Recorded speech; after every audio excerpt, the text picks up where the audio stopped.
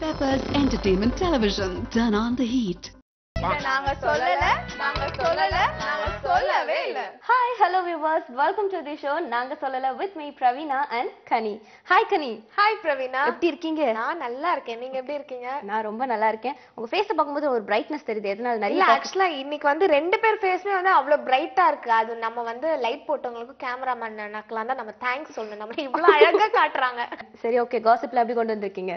கண்டிப்பா அதுக்கு என்ன குறைச்சல்? நிறைய சொல்றேன். அது எப்படி நீங்க தான் டிசைட் பண்ணனும். ஓ நான் தான் மார்க் போடணுமா? ஓ இந்த ஷோல வந்து நான் ஆங்கர் பண்றது இல்லாம அப்ப ஜட்ஜ்மென்ட்டும் பண்ணிட்டு இருக்க மக்களே பாத்துக்கோங்க. சரி விடுங்க தெரியாம சொல்லிட்டேன். தெரியாம சொன்னா இந்த பிள்ளைகிட்ட ஏதாவது ஒரு ப்ராப்ளம். சரி நம்ம ஷோக்குள்ள போயிடலாமா? கண்டிப்பா. ஓகே, இன்னைக்கு நம்ம ஃபர்ஸ்ட் என்ன நியூஸ் பார்க்க போறோம் அப்படின்னு பாத்தீங்கன்னா நம்ம ஆர்யா சந்தானத்தை பத்தி தான் பார்க்க போறோம். நான் ஆர்யா சந்தானம் அப்படின்னு சொன்னோனே உங்களுக்கு என்ன ஞாபகத்துக்கு வரும் ஃபர்ஸ்ட் எடுத்தோனே? ஆர்யா சந்தானம்னா காமெடி வரும். அப்புறம் அவங்க நடிச்ச பாஸ் என்கிற பாஸ்கரன் படம் தான் ஞாபகம் வரும். அதுக்கப்புறம் அவங்க வந்து ரொம்ப க்ளோஸ் ஃப்ரெண்ட்ஸ் இண்டஸ்ட்ரியில அப்படின்னு சொல்லலாம். ஆனா இப்போ வந்து க்ளோஸ் ஃப்ரெண்டா இருந்தவங்க வந்து கொஞ்சம் உரிமை எடுத்துக்கிட்டாங்க அப்படின்னு சொல்லலாம். எதனால அப்படின்னு பாத்தீங்கன்னா பாண்டிச்சேரியில ரீசெண்டா ஒரு ஷூட் போயிட்டு இருந்திருக்கு. நம்ம சந்தானம் வந்து ஹீரோவா நடிக்கிறாரு. இப்பெல்லாம் என்னன்னா அவர் காமெடியன் விட அதிகமா ஹீரோ ரோல தான் ரொம்ப எக்ஸ்பெக்ட் பண்றாரு. ஆனா அவருக்கு தான் அது செட் ஆகல. ஒரு காலகட்டத்துல வந்து இவர் ஹீரோவா நடிச்சிட்டாரு, காமெடியா நடிக்கிறாரு. ஆனா ஹீரோ செட் ஆகல, இருந்தாலும் இவர் நடிச்சிட்டாரு, இதுக்கப்புறம் காமெடி பண்ணுவாரா அப்படிங்கிற மாதிரி நிறைய கேள்வி எல்லாம் வந்துச்சு இல்லையா? ஆமா, இப்ப அந்த படத்துல நடிச்சிட்டு இருக்கும்போது ஒரு சாங் ஷூட் வந்து போயிட்டு இருந்திருக்கு. அங்க வந்து ஹீரோயினோட அவர் டான்ஸ் பண்ணிட்டு இருக்கும்போது பக்கத்திலே ஷூட்டிங் எடுத்துட்டு இருந்தாங்க, நம்ம ஆர்யாவோட ஷூட்டிங். அவர் என்ன பண்ணாருன்னா அவருக்கே தெரியாம பதுங்கி போய் அவர் என்னதான் பண்றாரு அப்படின்னு பாக்கலாமே அப்படின்னு போயிருக்காரு அவரோட ஷூட்டிங் ஸ்பாட்டுக்கு, நம்ம சந்தான ஷூட்டிங் ஸ்பாட்டுக்கு. அங்க போனவரு அவரோட டான்ஸை பார்த்துட்டு என்னப்பா இப்படி ஆடுற, இன்னும் கொஞ்சம் நல்லா இம்ப்ரூவ் பண்ணு, இன்னும் கொஞ்சம் ஆடு அப்படின்னு சொல்லி அப்படியே ஒரு கோரியோகிராஃபராவே மாறி இருக்காரு அங்க. ஆர்யா அதாவது என்னோட டார்லிங். உனக்கு தெரியாதுல்ல, உனக்கு ஆக்சுவலா தெரியாது, இது மக்கள் எல்லாருக்குமே தெரியும். ஆர்யானாலே என் டார்லிங், ஐ மீன் டார்லிங்னாலே என்னோட ஆர்யான் தான், அவங்களே கண்டுபிடிச்சிருவாங்க. ஓகேவா? சரி, நீ இன்னும் வளர வேண்டிய பிள்ளை. ஆர்யான்னு சொன்னது தப்புங்கறீங்க, பேர் சொல்லிருக்க கூடாது. கண்டிப்பா நீ உங்களோட மேல் டார்லிங் அப்படின்னு சொல்லணும். ஃபீமேல் டார்லிங்னா வந்து நயன்தாரான்னு அர்த்தம். ஓகேவா? இது வேறயானால இந்த மாதிரி விஷயங்கள்லாம் நீங்க தெரிஞ்சுக்கணும். கண்டிப்பா படிக்கும் போது தான் கீ நோட்ஸ் எல்லாம் கொடுப்பாங்க, இங்கேயும் கீ நோட்ஸ் கொடுத்தா எப்படிங்க? இதெல்லாம் ரொம்ப முக்கியமான கீ நோட்ஸ், இதெல்லாம் நீங்க நோட் பண்ணி ஆகணும். ஓகே ஓகே, நம்ம மேட்டருக்கு வருவோம். இப்போ வந்து நம்ம ஆர்யா வந்து ஒரு கோரியோகிராஃபரா மாறினால அவர் என்ன பண்ணிருக்காரு, நான் தான் படத்துல எல்லாம் உங்களை எல்லாம் கலாய்ப்பேன், இப்ப நேர்ல வந்து என்ன நீ கலாய்க்க ஆரம்பிச்சிட்டியா அப்படின்னு சொல்லி நம்ம சந்தானம் என்ன சொல்லிருக்காருன்னா ஆர்யா கிட்ட, ஏன்பா இப்படி பண்ற, என்னப்பா நீ இப்படி பண்றியப்பா என்ன போட்டு அப்படின்னு சொல்லி இப்படி சொல்லிருக்கணும். நீ வந்து வெளிப்படையா ஸ்கிரீன்ல எங்களை எவ்வளவு கலாய்க்கிற, நான் உன்னை தண்ணியா தானே கலாய்ச்சி பாரு. ஆனா அவங்க வந்து வெளிய வந்து கொஞ்சம் மேனேஜ் சொல்லக்கூடாதுன்னு அப்படி சொன்னேன். அது வந்து நீங்க போட்டு உடைச்சிட்டீங்க டபக்குன்னு. ஓ சரி ஓகே. இல்ல நான் உடைக்கலாம் இல்ல, இப்படி சொல்லி இருந்திருக்கலாமே அப்படின்னு சஜஷன் தான் கொடுத்தேன். ஒருத்தர் வந்து ஒரு படத்தை பத்தி பயங்கரமா புகழ்ந்திருக்காரு. இந்த படம் வந்து பிரம்மாண்டமான படம் தானே, நீங்க இவ்வளவு நல்லா பேசுனீங்க, இந்த படத்துல வந்து எல்லாமே இருக்கு, ஆல் இன் ஆல் இருக்கு இது அப்படின்னு சொல்லிருக்காரு. யாருன்னா நம்ம நட்டி தெரியும்ல, நட்ராஜ் கேமராமேன்.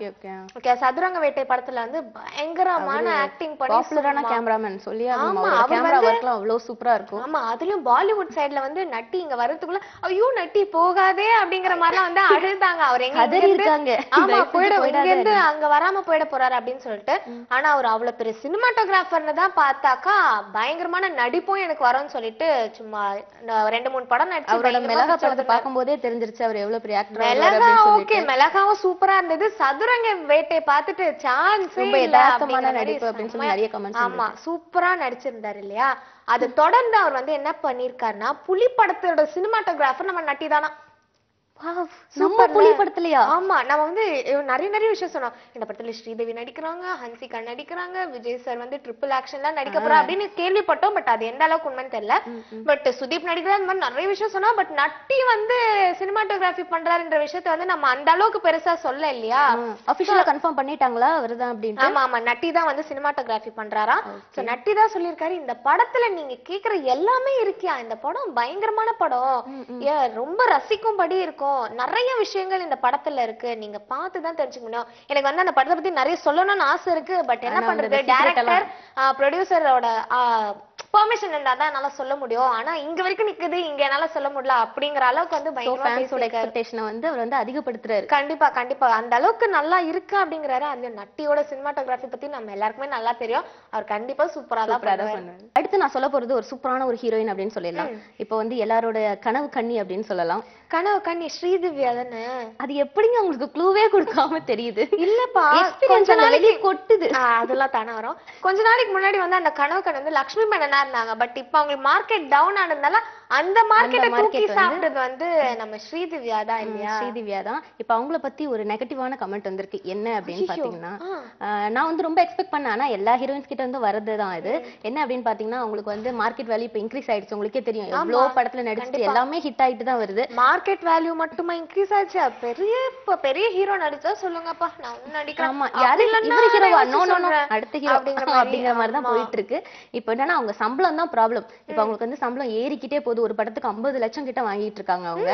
ஆக்சுவலா அவங்களோட ஃபர்ஸ்ட் படம் என்ன அப்படின்னு பாத்தீங்கன்னா காட்டு மல்லி அப்படிங்கறது தான் படம். அது வந்து நடிச்சிட்டு இருக்கும்போது ஃபினான்ஸ் ப்ராப்ளம்னால அதை வந்து ஸ்டாப் பண்ணி வச்சிருந்தாங்க. இப்போ வந்து கொஞ்சம் பணம்லாம் வந்துருச்சு அப்படின்னு சொல்லி ப்ரொடியூசர் வந்து திரும்பி அதை ஸ்டார்ட் பண்ணலாம் அப்படின்னு சொல்லி டைரக்டர் கிட்ட போய் அப்ரோச் பண்ணிருக்காங்க. டைரக்டர் நம்ம ஸ்ரீதிவ்யா கிட்ட போய் அப்ரோச் பண்ணிருக்காங்க. அவங்க என்ன சொல்லிருப்பாங்க? ஆஃப் கோர்ஸ் உங்களுக்கே தெரிஞ்சிருக்கும் என்ன சொல்லிருப்பாங்க அப்படின்னு சொல்லிட்டு. அவங்க வந்து காட்டுமல்லி அப்ப வேணா ஓகே பண்ணிருந்திருக்கலாம். பட் இப்போ வருத்தப்படாத வாலிபர் சங்கம் அது இதுன்னு வந்ததுக்கு அப்புறம் அவங்க அந்த படத்துல நடிக்கவே யோசிப்பாங்க. நீங்க எவ்வளவுதான் பட்ஜெட் கொடுத்தாலும் நான் யோசிச்சு சொல்றேன் ஹீரோ யாரே சொல்லுங்க அப்படிங்கிற அந்த மாதிரி சொன்னாங்க. அது மட்டும் இல்லாம என்ன சொல்லிருக்காங்க அப்படின்னு பாத்தீங்கன்னா, அப்போ வந்து ரொம்ப கம்மியான பேமெண்ட் தான் அவங்களுக்கு பேசிட்டு இருப்பாங்க போல. இப்போ வந்து அவங்களோட ரேஞ்ச் வந்து இம்ப்ரூவ் ஆயிடுச்சு இல்லையா? அதனால அவங்க என்ன கேக்குறாங்கன்னா, இப்போ என்னோட மார்க்கெட் வேல்யூ என்னவோ அந்த அளவுக்கு கொடுத்தாதான் நடிப்பேன் அப்படின்னு சொல்லிட்டாங்க. அதனால இந்த டைரக்டர் ப்ரொடியூசர் எல்லாம் ரொம்ப வருத்தத்துல இருக்காங்க. அவர் வந்து இன்னும் கொஞ்ச நாள் கழிச்சு நான் சம்பாதிச்சுட்டு திருப்பி உங்க பேமெண்ட்டுக்கு ஏத்த மாதிரி நான் வரேன்னு சொல்லும்போது இன்னும் ஏத்திடுவாங்கன்னு நினைக்கிறேன். அதனால அவர் வந்து ரொம்ப வருத்தத்தோட இருக்காராம். வெயிட் பண்ணி பாப்போம் அவரால எடுக்க முடியுதா முடியலையா அப்படின்னு சொல்லிட்டு. இப்ப நான் வந்து ஒரு அதிரடியான வில்லனை பத்தி சொல்ல போறேன். அப்படியே ஒரு பேரை இனிமேல் இப்பதான் அவர் என்டர் ஆக போறாரு வில்லனோட அந்த ரூபத்துல.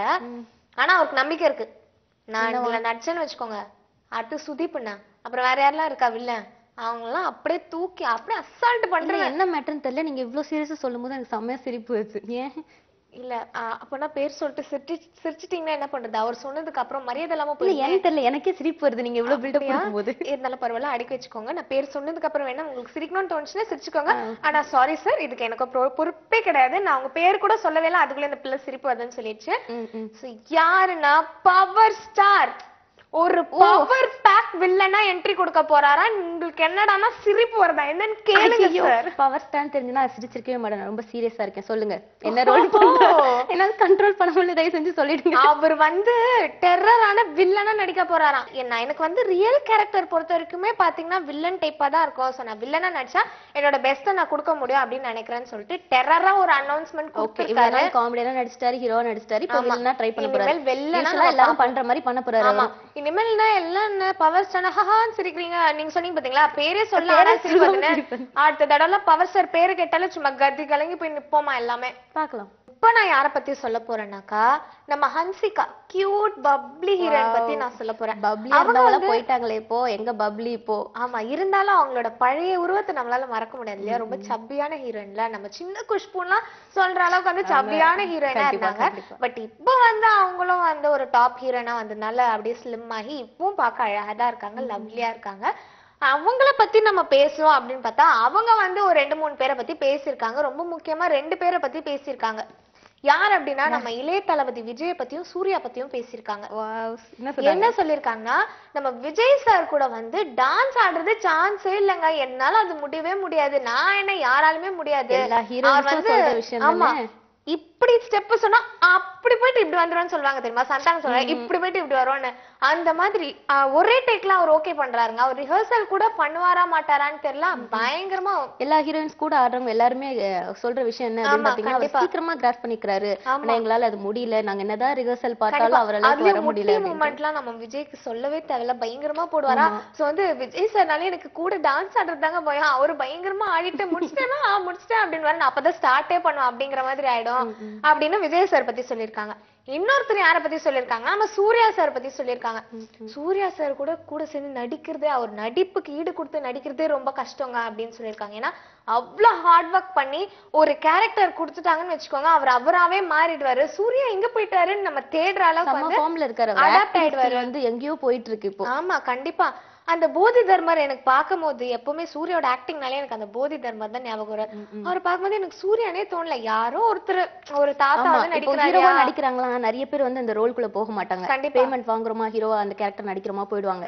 நம்ம சூர்யா சார் பத்தி நம்ம கண்டிப்பா இந்த விஷயம் சொல்லி ஆகணும். அந்த அளவுக்கு வந்து அந்த அந்த கேரக்டர் கூடிய காம்னஸ் அந்த சூப்பரா நடிச்சிருந்தாரு. எல்லாமே சிங்கம்ல எல்லாம் அப்படியே சிங்கத்தை விட பயங்கரமா பாஞ்செல்லாம் நடிப்பாரு. சோ சூப்பரான நடிப்பை வெளிப்படுத்தாரு. சோ சூர்யா சார் பொறுத்த வரைக்கும் அவருக்கு நடிப்புக்கு இணைஞ்சி என்னால நடிக்கிறது ரொம்ப கஷ்டம் அப்படின்னு சொல்லியிருக்காங்க. அப்புறம் ஜெயம் ரவி பத்தியும் சொல்லியிருக்காங்க. ஜெயம் ரவி வந்து ரொம்ப கம்ஃபர்டபிளான பர்சன், அவர் கூட ஜாலியா இருக்கலாம், கியூட்டான பேர் அப்படின்னு சொல்லலாம். ஆமா ரொம்பவே கம்ஃபர்டபிளா இருக்கும் எனக்கு ஜெயம் ரவி கூட. அண்ட் அதே போல ஆர்யா வந்து நம்மளுக்கே தெரியும், ஆக்சுவலா ஹன்சிகா சொல்லி தெரியணும்னே இல்ல, பயங்கரமான குறும்புக்கா இருப்பா அவரு அப்படின்னு நம்ம ஆர்யா பத்தி சொல்லிருக்காங்க. அதாவது என்னோட டார்லிங்க பத்தி இந்த இடத்துல நீங்க மென்ஷன் பண்ணி இருக்கணும்.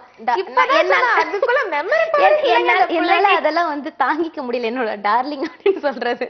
பாபி சிம்ஹாவை நீங்க டார்லிங் சொல்லும் போது ஆர்யாவை நான் டார்லிங் சொன்னா தாங்க முடியலனா எங்க போய் நான் முட்டிப்பேன், எங்க போய் முட்டிப்பேன். சரி உங்க டார்லிங். எஸ் சோ எங்க டார்லிங் நாட்டியான டார்லிங் எஸ் வெரி குறும்புக்காரு அப்படின்னு சொல்லிருக்காங்க. ஐயோ இந்த மாதிரி நிறைய சூப்பரான விஷயங்கள்லாம் நம்ம ஹன்சிகா சொல்லிருக்காங்க. அப்புறமா அடுத்ததா ஒரு பாப்புலரான ஹீரோயின், இவங்க பேரை சொன்னாலே இவங்கள பத்தி என்னதான் ரூமர்ஸ் வரட்டும், இவங்களுக்கு என்னதான் வயசாகட்டும், இவங்க தான்ப்பா டாப்ல இருக்காங்க அப்படின்னு சொல்ற மாதிரி. இவங்க வந்து இவங்கள லவ் பண்றாங்க, அவங்கள லவ் பண்றாங்க, இவங்க கூட கமிட் ஆயிட்டாங்க அப்படின்னு சொல்லி என்னதான் நியூஸ் வந்தாலும் அவங்களுக்குள்ள மார்க்கெட் லெவல் கீழே குறையவே குறையாது. நயன்தாரா எஸ் நம்ம நயன்தாராக்கு என்னதான் வயசானாலும் என்னதான் அவங்களுக்கு வந்து ரூமர்ஸ் அவங்கள பத்தி வந்தாலும் சூப்பர் ஸ்டார்க்கு அடுத்து ஹீரோயின்ல பார்த்தா நம்ம நயன்தாராக்கு தான் பொருந்தும்னு நினைக்கிறேன். அந்த டயலாக் என்னைக்கும் போவே இல்ல அப்படின்ட்டு அவங்க வந்து என்ன அப்படின்னு பாத்தீங்கன்னா என்னதான் அவங்களுக்கு வந்து மார்க்கெட் லெவல் இம்ப்ரூவ் ஆயிட்டே இருந்தாலும் அவங்களோட படமும் இம்ப்ரூவ் ஆயிட்டே இருக்கு அப்படின்னு தான் சொல்லணும். ஏன்னா 10 படம் கைவசம் வச்சிருக்காங்களாம். 10 படம் லைனா நான் நயன்தாரா பாக்குறேன். தெலுங்குல வந்து ஏதோ ஒரு படத்துக்காக வந்து அவங்களுக்கு ரெட் கார்டு கொடுத்திருந்தாங்க, 1 இயர் வந்து நடிக்க கூடாது அப்படிங்கிறதுக்காக. இப்ப அந்த ரெட் கார்டும் முடிஞ்சு போச்சு. அதனால தெலுங்குலயும் இப்ப கமிட் ஆயிட்டாங்க ஒரு படம். அண்ட் இப்ப வந்து அவங்களோட தாய்மொழியான மலையாளத்துல வந்து ஒரு படம் கமிட் ஆயிருக்காங்க. யாரு வந்து டைரக்ட் பண்றா அப்படின்னு பாத்தீங்கன்னா சித்திக். அவரை பத்தி சொல்லவே வேண்டாம், அவரோட படங்கள்லாம் எப்படி இருக்கும் அப்படின்னு சொல்லிட்டு. அண்ட் அவர் வந்து என்ன டிசைட் பண்ணிருக்காரு அப்படின்னு பாத்தீங்கன்னா இதுல வந்து நீதாமா நடிக்கணும் அப்படிங்கிற மாதிரி சொல்லியாச்சு. அந்த படம் பேர் என்ன அப்படின்னு பாத்தீங்கன்னா பாஸ்கர் தி ராஸ்கல். அடடே ரைமிங்கா வச்சிருக்காங்க. நான் அது ஸ்கிரிப்ட் நம்ம ப்ரொடியூசர் சொல்லும் போதே வாவ் சூப்பரா இருக்கே பேரு அப்படிங்கிற மாதிரி தான் நான் வாவ்டா லைக் பண்ணிட்டீங்களா? லைக் பட்டன் ஆகிட்டேன். சோ அந்த ப்ரொடியூசர் தெரியுமா? இப்ப தெரிஞ்சிரும். அதுக்கப்புறம் என்ன வரன்றது அப்புறம் தெரிஞ்சிரும். சரி சரி பப்ளிக் அப்புறம் ஓகே அது வந்து அவங்க வந்து கமிட் ஆயிட்டாங்க. அவங்க வந்து என்ன சொல்றாங்க அப்படின்னு பாத்தீங்கன்னா மத்த லாங்குவேஜ்ல நடிக்கும்போது எனக்கு நிறைய பேமெண்ட் கிடைக்குது, ஆனா இந்த படத்துக்கு வந்து அவங்களுக்கு வெறும் 40 லட்சம் தானா. நம்ம தமிழ் மத்த லாங்குவேஜ் எல்லாம் பாத்தீங்கன்னா உங்களுக்கு 2 கோடி கிட்ட சம்பளம் வந்து இன்க்ரீஸ் ஆயிருக்கு. சரி இதுல ஏன் கம்மி பேமெண்ட்? எதனால அப்படின்னு பாத்தீங்கன்னா இன்னும் வந்து மலையாள சைடுல வந்து அவ்வளவா அவங்க வந்து நடிக்கல, கான்சென்ட்ரேஷன் வந்து வேற பக்கம் போயிட்டு இருக்கு அவங்களுக்கு. அதனால மலையாளத்துல வந்து கான்சென்ட்ரேட் பண்ணல. அதனால இப்ப வந்து அவங்க 40 லட்சம் அப்படின்னு சொல்லி நம்ம சித்திக் சார் வந்து சொல்லியிருக்காங்க. ஆனாலும் நம்ம நயன்தாரா மேம் வந்து ஓகே சொல்லிட்டாங்க. அது எனக்கு முக்கியம் இல்லை, ஏன்னா டைரக்ட் பண்றது சித்திக் சார், அதனால எனக்கு வந்து பேமெண்ட் மேட்டர் இல்ல அப்படிங்கிற மாதிரி. ஏன்னா அந்த படத்தின் மூலமா அவங்க வந்து கண்டிப்பா ஹிட் ஆயிடுவாங்கன்னு தெரியும். அதுக்கப்புறம் நான் பாத்துக்கிறேன் பேமெண்ட், அப்புறம் வாங்க சோடி போடலாமா சோடி அப்படிங்கிற மாதிரி. அப்புறம் வந்து நம்ம நயன்தாரா என்ன சொல்லிருக்காங்க அப்படின்னு பாத்தீங்கன்னா இதெல்லாம் எனக்கு மேட்டர் கிடையாது, பேமெண்ட் இருக்கட்டும், ஸ்டோரி எனக்கு ரொம்ப பிடிச்சிருச்சு, எனக்கு ஹீரோ எல்லாமே எனக்கு ஓகே. என்ன ஒரு மேட்டர் அப்படின்னு பாத்தீங்கன்னா வேற லாங்குவேஜ்ல வந்து நீங்க ரிலீஸ் பண்ணும்போது அதுல வந்து நான் தான் ஹீரோனா நடிக்கணும் அப்படிங்கிற மாதிரி ஒப்பந்தம் போட்டிருக்காங்க. படம் வர்றதுக்கு முன்னாடி இன்னும் 2-3 லாங்குவேஜ்ல வந்து ரிலீஸ் பண்ணலாம் அப்படின்னு டிசைட் பண்ணிருக்காரு நம்ம சித்திக். அந்த படத்துல எல்லாம் கூட நான் தான் ஹீரோனா நடிப்பேன் அப்படிங்கிற மாதிரி சொல்லியிருக்காங்களாம். அந்த ஒப்பந்தத்துக்கு நம்ம சித்திக் சாரும் ஓகே சொல்லிட்டாராம். ஓகே சொல்லிட்டாரு, சூப்பர். நம்ம இளைய தளபதி விஜய் இருக்கார்ல, இங்கெல்லாம் ஷூட் பண்ணது போதாது, ஸ்டேட் விட்டு ஸ்டேட் போனதெல்லாம் போதாதுன்னு இப்ப நாட்டை விட்டு நாடு போய் ஷூட் பண்ண போறாங்களாம். அதுலயும் யுனைடெட் ஸ்டேட்ஸ் ஆஃப் அமெரிக்கால. அச்சோ ஃளைட் டிக்கெட் போடணுமே, போ அவர் போய் அங்கேயாவது போய் பார்க்கலாமே அப்படின்னு. இல்ல இத்தனை வருஷம் இங்கேதான் இருந்த அவர் அப்பெல்லாம் போய் அப்ப வீட்டுக்குள்ள விடல யாருமா நீனு, இப்ப நான் வேலைக்கு ஆளு வேணும் கேட்கலையே அப்படின்னு கேட்கற மாதிரி இருக்கு எனக்கு உருத்தம். அதனால அங்கேயாவது மறைஞ்சிருந்து அமெரிக்கா. ஓஹோ மை காட், விஷயத்துக்கு நம்ம டைரக்டா போயிடலாம். நீ அமெரிக்கா போறதால நீ போய் சொல்லாதீங்க, என்னால முடியல ஓகேவா. நம்ம இளைய தளபதி விஜய் வந்து புலி படத்துல நடிச்சிட்டு இருக்காரு இல்லையா. சோ அதுக்கு அடுத்து வந்து நம்ம அட்லி படத்துல நடிக்க போறாரு, அட்லியோட டைரக்ஷன்ல நடிக்க போறாரு அப்படின்னு நம்ம ஷோலே சொல்லிட்டு இருந்தோம். அது முடிஞ்சதுக்கு அப்புறம் அவரோட 60வது படமா ஆகுது. ஓகேவா. அதுக்கப்புறம் ஒரு 2-3 படம் முடிஞ்சதுக்கு அப்புறம் 60வது படம் இருக்கு பாரு, அந்த படத்தை வந்து யாரு டைரக்ட் பண்ண போறா? ஏன்னா வந்து சங்கர் சார் சொல்லியிருந்தாங்க, அப்புறம் வந்து நம்ம சசிகுமார் சொல்லியிருந்தாங்க, அதுக்கப்புறம் பிரபுதேவாவும் சொல்லியிருந்தாங்க. ஸோ யாரு தான் டைரக்ட் பண்ண போறா, எங்க டைரக்ட் பண்ண போறாங்க அப்படிங்கிற மாதிரிலாம் கேள்வி வந்ததுல. இப்ப லாஸ்ட் வந்து நம்ம பிரபுதேவா தான் இந்த படத்தை டைரக்ட் பண்ண போறாராம் விஜய் வச்சு. அகைன் பிரபுதேவா and விஜய் பார்க்க போறோம். ஆமா கண்டிப்பா. சோ இந்த படத்தோட ஷூட்டிங் முழுக்க அமெரிக்கால தான் எடுக்க போறாங்களாம். இதுதான் நாடு விட்டு நாடு அப்படின்னு சொன்னீங்களா? ஃபுல் ஷூட்டிங்னா அமெரிக்கால தானா. இந்த லோக்கல் ஏரியால எங்க படத்துல வராதுங்க. எல்லாம் ஃபுல் அண்ட் ஃபுல் சாங் சீக்வென்ஸ்க்கு போய் தான் பாத்துப்போம். இல்ல ஒரு சில காட்சிகளுக்கு மட்டும் தான் வந்து அமெரிக்கா போற மாதிரி ஹையர் கோர்ஸ் பண்ண போறோம். சோ அமெரிக்கால அதெல்லாம் தான் அந்த ஓடி ஆடிட்டு இருப்பாங்க. பட் இந்த படம் ஃபுல்லாவே அமெரிக்கால வச்சு தான் எடுக்க போறாங்களா. பிரபுதேவா வந்து ஒரு செம்ம முடிவுல இருக்காரு. பாலிவுட்ல மோஸ்ட் வாண்டட் டைரக்டர் மாதிரி நான் பிறந்து வளர்ந்து இந்த சென்னையிலயும் வந்து மோஸ்ட் வாண்டட் டைரக்டரா நான் ஆவையா டாப் லிஸ்ட்ல நான் பாக்குறீங்களா?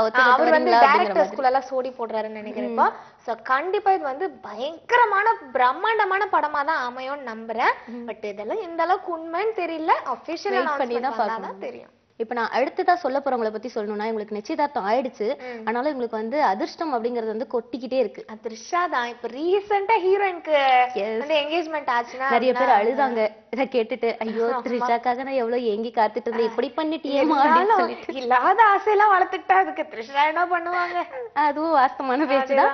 சரி, அவங்களுக்கு என்ன லக் அப்படின்னு பாத்தீங்கன்னா, இப்ப வந்து நம்ம தமிழ்ல வந்து பூலோகம் படம் வந்து நடிச்சு முடிச்சிட்டாங்க, அது ரிலீஸ் ஆக போகுது. அண்ட் அடுத்து வந்து அப்பா டக்கர் அப்படிங்கிற படத்தையும் நடிச்சிட்டு இருக்காங்க. தெலுங்குல பாத்தீங்கன்னா லைன் அப்படிங்கிற படம் நடிச்சிட்டு இருக்காங்க. இப்படி நிறைய படங்கள் சொல்லிட்டே போலாம். என்னால நான் வச்சிருக்க முடியாது, அதனால சும்மா இதெல்லாம் ஈஸியா இருக்கோ அதை மட்டும் மேலாப்ல அதெல்லாம் வந்து ஒப்பிச்சிட்டேன் நானு. இவங்களுக்கு என்ன லக் அடிச்சிருக்கு அப்படின்னு பாத்தீங்கன்னா, ஹிந்தில வந்து செம்ம ஹிட் ஆகி ஓடின படம் என்ன அப்படின்னு பாத்தீங்கன்னா ஸ்பெஷல் 26 அப்படின்னு சொல்லலாம். அதுல வந்து நம்ம அக்ஷய் குமார் வந்து ஹீரோவா நடிச்சிருந்தாங்க, ஹீரோயினா காஜல் அகர்வால் நடிச்சிருந்தாங்க. செம்ம ஹிட். அதை வந்து தமிழ்ல, தெலுங்குல, கன்னடத்துல எல்லாம் ரிலீஸ் பண்றதுக்காக ரைட்ஸ் வாங்கியிருக்காரு நம்ம நடிகர் தியாகராஜர் சார் வந்து வாங்கியிருக்காங்க. சோ அவர் வந்து என்ன டிசைட் பண்ணிருக்காரு அப்படின்னு பாத்தீங்கன்னா, ஹீரோயினா நம்ம த்ரிஷாவை தான் போடணும் அப்படின்னு வந்து டிசைட் பண்ணிட்டாங்க. எந்த லாங்குவேஜ்ல எடுத்தாலும் த்ரிஷாவை தான் போடணும் அப்படின்னு சொல்லிட்டு. ஆனா தமிழ்ல ஹீரோ யாரு அப்படின்னு பாத்தீங்கன்னா நம்ம பிரசாந்த். பின்ன அவர் பையனை விட்டு அவர் ஏன் வேற ஹீரோ தேடணும்? இல்ல சொல்றேன், பிரசாந்த் சாரை போட்டுருக்காங்க. ஃபர்ஸ்ட் டைம் ஜோடி சேர்றாங்க ரெண்டு பேரும். இவங்க ரெண்டு பேரும் புதுசா ஜோடி சேர்றாங்களா? ஆனா ஆக்சுவலா அவங்க வந்து பதுங்கி இருந்து நம்ம த்ரிஷா வந்து ஒரு படத்துல நடிச்சிருந்தாங்க நம்ம பிரசாந்தோட. அப்படியா? எஸ், ஜோடி படத்துல நம்ம சிம்ரன் மேமோட ஃப்ரெண்டா வந்திருப்பாங்க. அந்த கேரக்டர்ஸ் நிறைய பேர் ரிச் கேர்ள்ஸ் கேரக்டர்ல வந்து அவங்களும் ஒருத்தங்களா வந்திருந்தாங்க. அண்ட் வந்து இன்னொரு விஷயம் என்ன அப்படின்னு பாத்தீங்கன்னா, இந்த படத்துல வந்து நம்ம பிரசாந்த் நடிக்கிற மாதிரி நம்ம தெலுங்குல யார் நடிக்கிறா அப்படின்னு பாத்தீங்கன்னா ரவி தேஜா சார் வந்து நடிக்கிறார். சூப்பர்.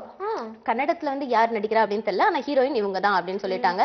சோ அதனால 3 படம் இப்ப வந்து கமிட் ஆன மாதிரி தான் அவங்களுக்கு. அவங்க வந்து ஆக்சுவலா இந்த படத்துக்காக ஒர்க் பண்ணவே வேணாம். ஒரு படம் நடிச்சா அதே லைனா அதே எக்ஸ்பிரஷன் அதே டயலாக் தான், என்ன லாங்குவேஜ் தான் மாற போகுது, எக்ஸ்பிரஷன் அதேதான் அப்படின்னு சொல்லி மாத்தி பேச வேண்டியதான். அதனால அவங்களுக்கு கொஞ்சம் அப்ப போறாங்கன்னு தெரியல. சரி ரைட். இப்படி வந்து நமக்கு ஒரு நியூஸ் வந்திருக்கு, இது அபிஷியலா கன்ஃபார்மும் ஆயிருக்கு. சோ நம்ம வந்து வெயிட் பண்ணி பார்க்கலாம்.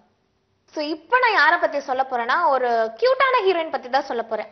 எல்லா ஹீரோயினும் கியூட்டா தானே இருக்காங்க. எல்லாருமே கியூட் தான். பட் இவங்க வந்து ஒரு கியூட்டான மியூசிக் டைரக்டர் வந்து பயங்கரமா கொஞ்சம் நாங்க வேற இவங்க. சோ அதுல இருந்து இவங்களும் கியூட்டான ஹீரோயின் நான் சொல்ல ஆரம்பிச்சிட்டேன். யாருன்னா நம்ம பிரியா ஆனந்த் தான். இமான் சாரை வந்து ஒரு ஊர்ல 2 ராஜா ஆடியோ ரிலீஸ் அப்ப வந்து அவங்க கண்ணத்தை கிள்ளி பார்த்தே ஆகணும், எனக்கு ரொம்ப நாள் ஆசை அப்படின்னு சொல்லி ஒரு அக்கப்போர் பண்ணாங்க. எல்லாருக்கும் என்னென்னவோ ஆசை இருக்கு.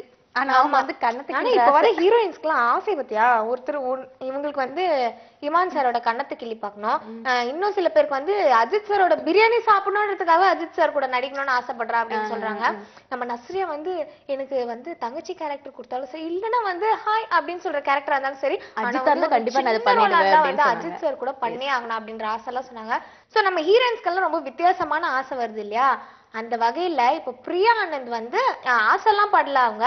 பட் இது ஒரு சக்சஸ் கொடுக்கும் அப்படின்னு ஒரு எதிர்பார்ப்புல காத்துட்டு இருக்காங்களா. என்ன அப்படின்னா, நம்ம ஐ படத்தை தொடர்ந்து விக்ரம் வந்து 10 என்றதுக்குள்ள அப்படிங்கிற ஒரு படத்துல நடிச்சிட்டு இருக்காரு இல்லையா? அதுக்கு அடுத்து ஆமா சமந்தா தான் ஹீரோயின். அடுத்த படம் அவர் கமிட் ஆயிருக்காராம். ஓகேவா? அதுக்கு யார் டைரக்டர் பார்த்தனா அரிமா நம்பி எடுத்தார்ல, அவர் தான் வந்து இந்த படத்தை டைரக்ட் பண்ண போறாராம்.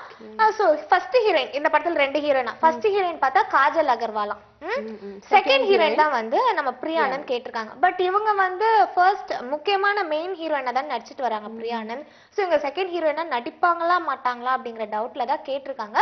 பட் அரிமா நம்பியோட டைரக்டர்ல சோ அரிமா நம்பி படம் வந்து இவங்களுக்கு கொஞ்சம் நல்ல பேரை கொடுத்தது. சோ அதனால வந்து ஆமா இந்த படமும் அவங்களுக்கு ஒரு வெயிட்டான கேரக்டரும் இருந்தது. அரிமா நம்பி படத்துல வந்து ஹீரோயினுக்கு வெயிட்டா கொடுத்து நடிக்க வச்சிருந்தாங்க. சோ அந்த வகையில இந்த படத்துல ஒரு நல்ல கேரக்டர் தான் இருக்கும். இந்த படத்தின் மூலமா ஒரு நல்ல ஒரு பிரேக் கிடைக்கும், எனக்கு நிறைய ஆப்பர்ச்சுனிட்டிஸும் மேபி கிடைக்கலாம். ஆனா செகண்ட் ஹீரோயினா பண்றதுனால அவங்க மார்க்கெட் வேல்யூ கம்மி ஆகுமோ? அப்படிலாம் ஆகாதுன்னு நினைக்கிறேன். ஏன்னா ஹீரோ வந்து பெரிய ஹீரோ இல்ல, விக்ரம் நடிக்கிறாரு. சோ முக்கியமான செகண்ட் ஹீரோன்றதுக்காக அவங்க ஹை பை கேரக்டரா இருக்காது கண்டிப்பா. பொதுவாக கொஞ்சம் வந்து யோசிப்பாங்க, நம்ம பிரியா ஆனந்த் யோசிக்கல. அதான் சொல்லிருக்காங்க மெயினா வந்து அவங்க அரிமா நம்பி டைரக்டருக்காகவும் விக்ரம்காகவும் தான் ஒத்துக்கிட்டாங்களா. ஹீரோயினா நம்ம காஜல் அகர்வால் இருக்காங்க. சோ ஒரு பெரிய டீம் அப்படிங்கறதுனாலதான் வந்து ஒத்துக்கிட்டு இருக்காங்க. மேபி அவங்க கதையும் கேட்டிருப்பாங்க, கதை கேட்காம ஓகே பண்ணிருக்க மாட்டாங்களா, அவங்களுக்கு வெயிட்டான கேரக்டர் இருந்திருக்கும். சோ அதனால ஒத்துக்கிட்டாங்களா. இதுக்கப்புறம் அவங்களுக்கு ஒரு நல்ல வாய்ப்புகள் கிடைக்குமா இல்லையா அப்படிங்கிற ஒரு எதிர்பார்ப்புல இருக்காங்க. பட் நம்ம வந்து ஆல் தி பெஸ்ட் சொல்லிப்போம் அவங்களுக்கு. அப்புறமா அடுத்ததா பார்க்க போறது வந்து பழைய காலத்துல இருந்து அவர் வந்துட்டு, ரொம்ப பழைய காலத்துல இல்ல, ஒரு மிடில் ஏஜ்ல இருந்து வந்துட்டு இருக்காரு ஹீரோவா நடிச்சுக்கிட்டு அப்படின்னு சொல்லலாம். இவர் வந்து பனியன் விளம்பரத்துல எல்லாம் கூட வருவாரு, சுத்தி இழுப்பாரு பொண்ணு அப்படியே போனாருன்னா சுப்ரீம் ஸ்டார். என்னதான் நீ இப்படி சிரிக்கிற? ஐயோ சரத்குமார் சார். நான் இல்ல நான் வீட்டுல ட்ரை பண்ணி பார்த்தேன் பனியன் வச்சு இழுட்டு, பொண்ணும் வரல பனியனும் வரல. அதை நினைச்சு சரி ஓகே என்ன விஷயம் அப்படின்னு பாத்தீங்கன்னா ஏய் அப்படின்னு ஒரு படம் வந்துச்சு தெரியுமா?